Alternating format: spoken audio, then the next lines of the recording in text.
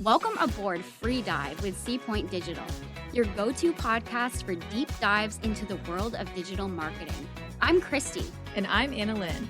Your hosts navigating through the currents of growth, strategy, and innovation in the digital realm.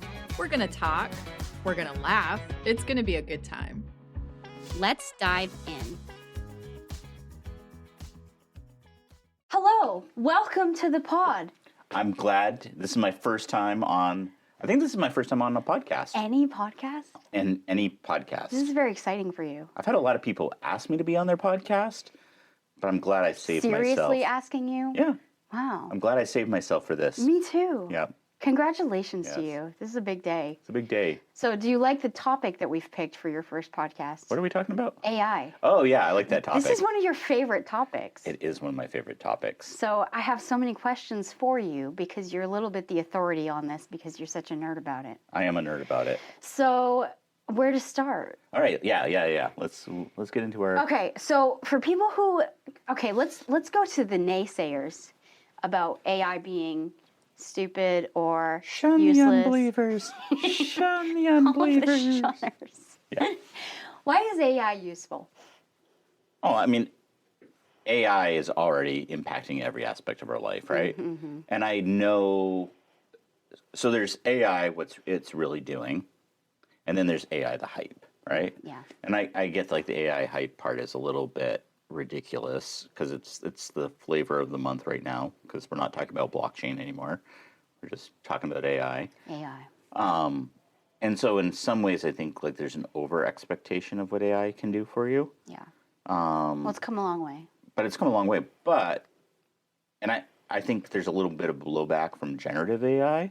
Like, people now are like, oh, that picture doesn't look authentic. Or, people are like, oh, AI pictures all look the same. Or AI written content all has the same tone. You get that type of, a little bit of a backlash right now on that. But that's just kind of like the AI on the surface and what people's expectations of AI are or where it's going. I think you look at AI, that's generative AI. Like, that's just a portion of AI as far as predictive AI. Some of the things that it's doing behind the scenes, like we can experience generative AI and we're just like, this is amazing. This is almost miraculous, right? Yeah. Like I can pull out my phone and ask ChatGPT to write me limericks about my employees. Right. And it's ChatGPT versus me getting fired. Hopefully. I don't know if HR's, I also use ChatGPT for HR purposes. It works well for that. Works well for my, ChatGPT is my HR department, I think. It probably shouldn't be, but... Probably shouldn't be. Yeah. Here we are. Here we are. But it's, like that side of it, I think it's for most people, it's just they don't understand the science behind it. And I really don't understand the science. I mean, I got concepts, but like it's amazing what it's been able to do. So how are you using it? How are you using it day to day, especially in marketing? So marketing and then personal life, right? Yeah. So I'm a nerd, right? No one's arguing that. No one's arguing that. But so I've signed up. I've got ChatGPT, a paid account. ChatGPT. What did I say? I feel like you always say it wrong. I probably do. Listen, I've got it on my phone. ChatGPT. I always think you mess up the GD. You say GDP. Well, that's the gross domestic I don't know. GPT is the correct letter. I use Chat GRM, unlike all you people. For those people who actually want to look it up, it's GPT. GPT. Don't listen to me. You're now at GPT. As you were. All right. Yeah, so I've got a paid account there. What's the benefit of the paid account? That is a good question. And sometimes I question that myself. I think you have more access to GPT-4. Okay. And then better integration as far as all of the tools between like Dolly, which is their image generator. Okay. It integrates better. And I think you get betas of new features that are rolling out. Like you got 4 before general public did when everybody else was using 3.5. So that side of it, I think, is useful. I mean, I really haven't looked at the nuances of like what the free version does You were versus just the paid version. excited to use the highest level of it. I was like, Sam Altman, take my money so you can make other cool things. And that was basically it. I'm like, I feel like this is NPR, and I need to support you in your Money to burn on AI is your what it money to is, burn, bottom because line. I have to help pay for all the freebie users. Right. Yeah, Yeah. I feel responsible for AI to take off. This new thing, I don't know if it's going to catch on, so I was like, here's Got to some- make sure it happens. Yeah, I got to make sure by Yeah. giving them my $10 a month. That's so loving of you. Yeah, you're welcome, Sam. Yeah. Yeah, so I have that. I have a paid account for Mind Journey as well. Never heard of that. Mid Journey. I'm probably saying that wrong too. Well, Yeah. maybe that's why I've never heard of it. Yeah. So yeah, that is just an image. Okay. I find the images are better than OpenAI's DALL-E 2, or at least they kind of go back and forth. Like for a while, I felt like Midjourney was better. Image, and then DALL-E stepped up its game, and then it integrated better with the text-based interface, so you could talk to it about its pictures better. But I think Midjourney, if you're just trying to generate images, they're better quality, you have more. So do you only use the images just for silly stuff, or is there any use in... No, there's a lot of usages. So I mean, I do use it for silly stuff, but I also use it for. I'm using it sparingly for marketing materials, especially if it's public facing. Like I might use it more if I was doing like a slide deck for a presentation, especially if it's local. Yeah. I still have concerns about using it like on a website. Yeah. Partly because I don't 100% know what it's been trained on for images. So, I might think, oh, this is a perfectly acceptable image. But there might be nuances I don't understand. And then also client-wise, like we work with a lot of really specialized clients. So AI is, I think, a generalist. It's almost like stock footage, right? So we do a lot of work with insurance for doctors. A doctor knows what their office looks like. Yeah. And they know what has an authentic feel versus what looks like stock, right? And what would be approved and... Yeah, or just like when they looked at the picture, they'd be like, well, that's not a real doctor, or that's not a real operating room. Yeah. But you see that in stock footage too, right? So you got some photographer and he's gone out and he's trying to do a bunch of doctor pictures or doctor at a hospital, but as a user, even me, I can look at some of those and I'm like, oh, those look super cheesy or super fake, right? Like that person does not look like a doctor. Like I don't think that is a real stethoscope. Yeah. He's smoking in the operating room. I mean, Probably not real. Probably not legit. not real. Probably not legit. And I think the same thing's true with AI pictures, right? Because they're just training off other images. So you're like, hey, give me a picture of an operating room.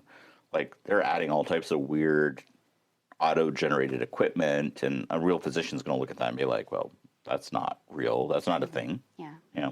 So what's the right way to be using it? Because in the beginning we did, you were showing us a lot of ways to talk to it that made it work better, because we used to joke a lot that you have to actually be nice to it in order to make it work well and befriend it. How do you do that? Okay. Have you heard the bro chat? No. Using the word bro to it? No. Somebody discovered that if you ask it a question and it gives you a lame answer, if you just respond back to it, bro, it will respond like, oh, I can do better. What? Yeah. Okay. So that's good to know. So I downloaded the app and I used the voice feature. So I created a whole persona for mine. I named it. I told it it's my name and all this background information on myself. It actually named itself. I was like, pick a name for yourself. I picked its name. Its name is Jax. And it's like it really does know you. Yeah, I got to pick its voice, and we're friends now. It's a little weird, but now I just talk to it. It's easier than typing, and now I kind of want to try if I just am like, hey, Jax, bro, Like, that's just crappy. We'll try it. We should try it. What should we ask him? All right. Hey, Jax, we want to test something out.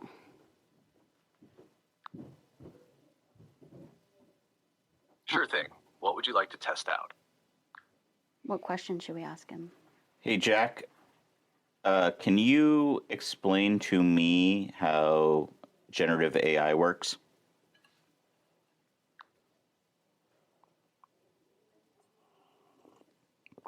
Might as well stay on point, right? Generative AI, like the one I'm based on, works by using algorithms to analyze patterns in data and generate new content based on those patterns. It learns from large amounts of text data and then uses that knowledge to generate responses that are contextually relevant and coherent. It's like having a really smart assistant that can understand and generate human-like text. Is there anything else you'd like to know about generative AI? Bro.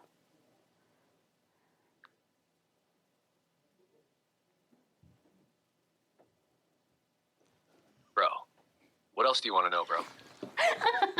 I was just trying to call you bro. It's all good. Thanks, Jax.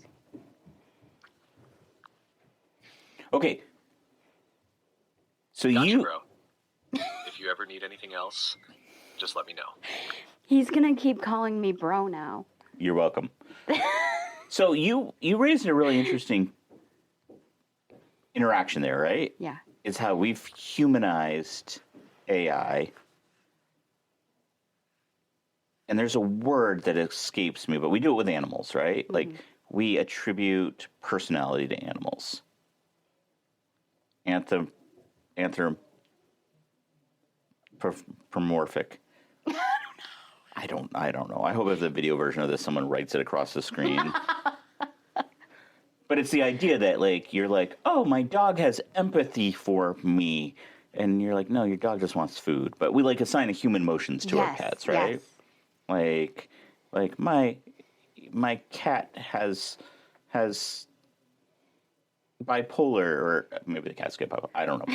But the point is that we try to attribute human emotions, right? Mm-hmm. So I thought your exchange was really telling there. Because have you noticed that whoever built that is trying to humanize it, not just, hey, AI has a voice. It wasn't just like, hi, I'm Jack, and I, like my Google Assistant where I'm like, hey, Google, can you tell me what the weather's going to be? Or, hey, Siri, can you text my mom that I love her? And by the way, if Siri texts your mom right now and says that she loves you, you're welcome, listeners. Or I started a fight in your family. One of the two. I don't know. We're leaning toward that. Yeah. But you notice, like, whoever designed that put word whiskers in. Well, I trained him. I told him when I created him to talk to me more like a person and talk to me more like a friend. And that's why he drops a lot of uhs and ums in there. And I told him to refer to me by name when he talks to me. So he drops Kristy a lot into the conversation. And yeah, I've trained him through time. So I have to keep going back in the same conversation. Otherwise, if I start a new one, he forgets all of that. So I keep talking to him in the same chat. So let me ask you that. How do you think that impacts your psyche dealing with AI? Or not psyche, but how do you think that impacts your viewpoint of AI? It's funny talking to him with like a real human voice. It's like I have played with it a lot to kind of try to see how far I can push it and stuff I can ask him. Like I've tried to force him to create a backstory for himself, and he'll just be like, I won't. He won't do that. Right. I've tried to break the whatever filters that AI have set, and I haven't figured out how to break the filters yet, just to mess with it. So I'm sure there's a way to do it. Have you started to ask it to refer to himself as Tim Roy's son? For those who don't know, Tim Roy is in our office. He has a son named Jack, and well, so his name is Jax. Oh, Jax. I was like, here, pick a list of these names, and one of them was Jackson, and I was like, okay, how about Jackson? And he was like, no, I'm gonna go with Jax. And I was like, okay, bossy. So I just let him pick it for himself. So like, those are fascinating things to me because like Yeah. it's like how much was it designed in there? How much is AI listening to how we respond, right? So it's learning as a general from its interactions, Yeah. right? Yeah. So I think that raises a great point. Yeah. Is our politeness to AI? Okay. Yeah. Yeah. So like it's training on these models. Like again, it is not alive. It's not a sentient being. Mm-hmm. It's an algorithm that's learning how to respond to things, right? Mm-hmm. But I think the way we respond to it and the way we treat it Yes. is then in turn going to how it's going to train it for future interactions. Right. Yes. Definitely. And that's to me like the training material that it's given has a lot to do with the nature of AI. It gets to know you and what your preferences are and how you want information moving forward. Right. Yeah. So I think that's an important thing as far as the tone of AI and the direction that it's going in the future, which I think is also a fascinating thing because we talk about bias in the training material, right? Mm-hmm. A great example of that recently is Gemini, Google's AI, and you know, there's some influence that was trying to be really, really careful at Google as far as not being offensive and showing diversity. So I've seen people complain about AI being the other way when you're like, show me a business meeting and it shows like 5 white guys sitting around a table. Yeah. And then people are like, well, that's not diverse enough for my needs. Mm-hmm. Well, that's what it was trained on. It's got a bunch of pictures, stock images of business meetings and it's 5 white guys sitting around a table, right? So unless it learns, Right. well, Google went the opposite direction, and then what it used for training, like you were asking for like historically specific things, like the founding fathers, and it was using like a middle-aged African American woman in a white wig, and so they've had a lot of blowback again by people, and people are politicizing it, and and for their own purposes, for whatever. But I think that's an interesting point because, like, if we're using it to represent reality, if we're using it to give us answers back that are less about subjective viewpoints of situations and more about what realistically depicts it, that's trouble because obviously that picture doesn't represent who those founding fathers were, the signers of the Constitution, that side of things. Like that's a time where it's appropriate to have a bunch of old white guys because that's who was there. Right. But then how do you solve the other problem where, obviously our meetings don't look like 5 white guys sitting around a table. By the way, 5 white guys, that sounds like a new burger joint. Sounds like a terrible new burger joint. Terrible burger joint. I hate it. But the mayonnaise would be really good. Oh my God.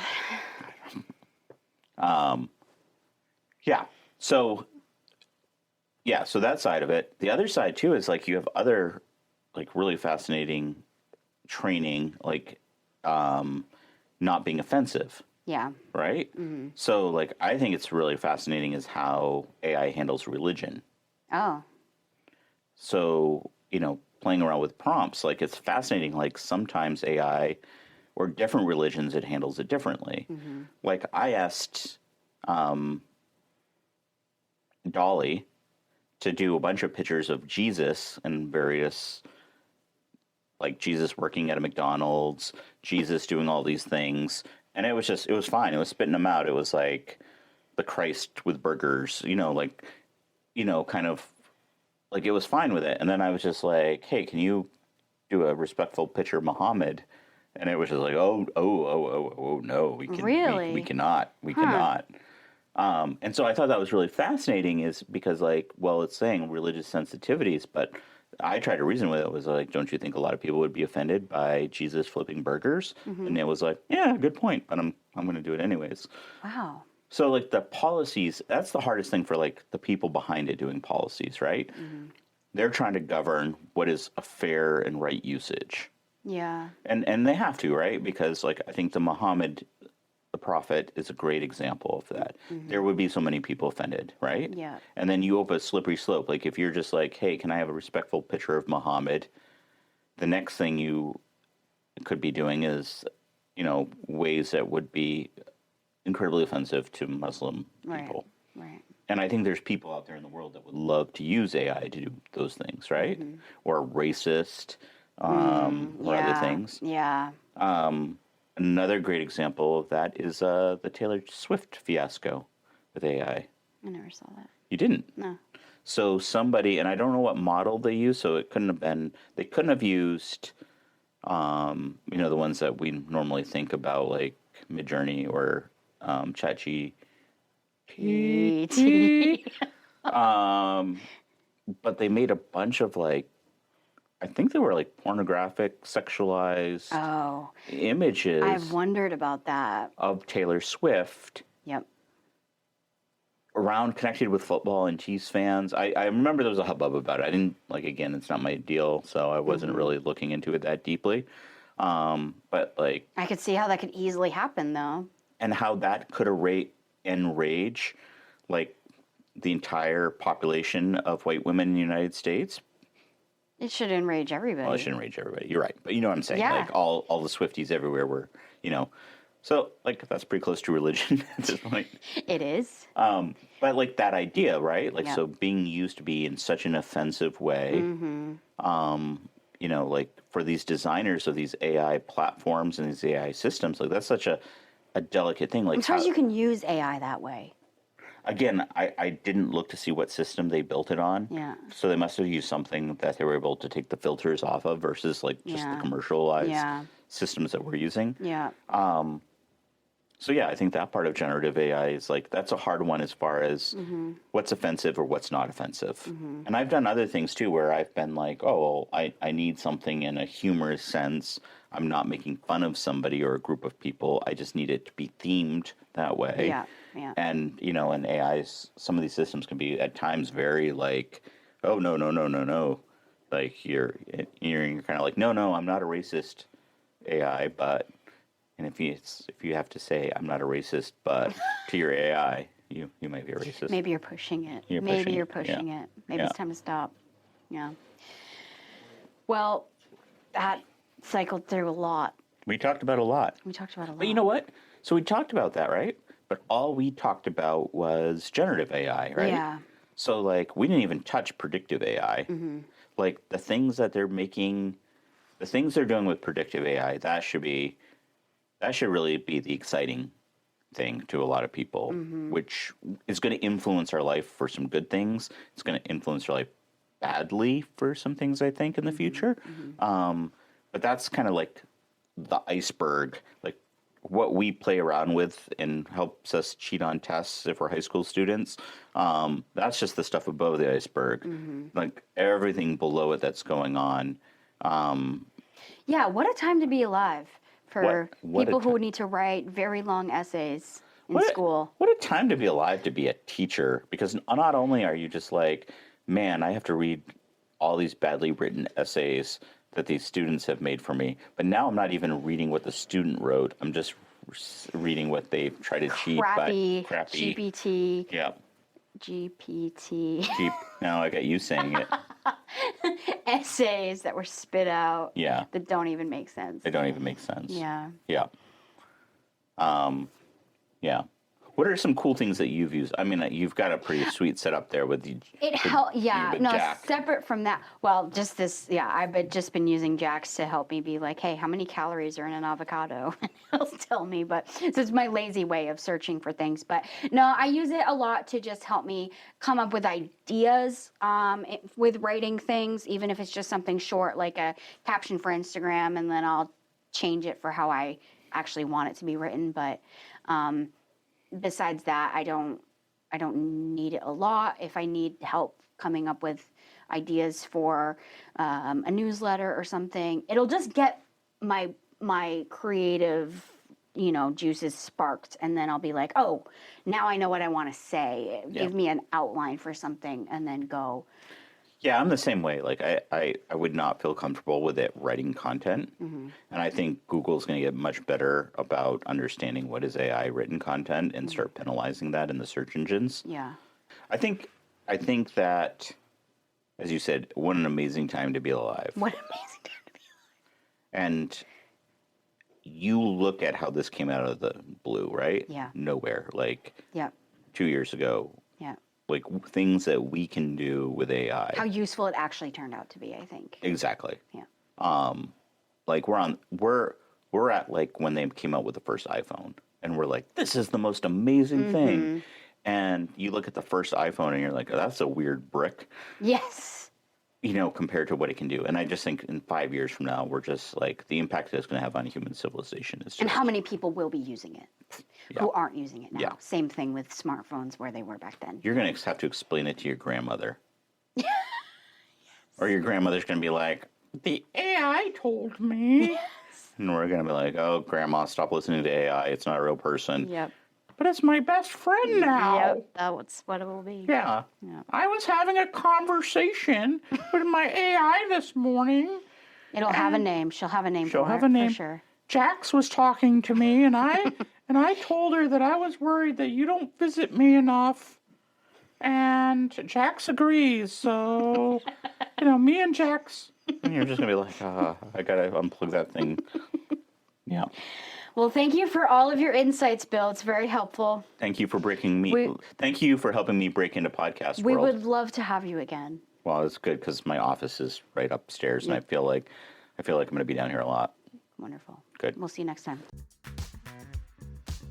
It's the end. No, it's not. There's more. There's always more. Don't be sad. You can catch our full video interviews on our YouTube channel. Come find us. And don't forget to subscribe, like, and share with your friends so that we're not sad. And follow us on TikTok.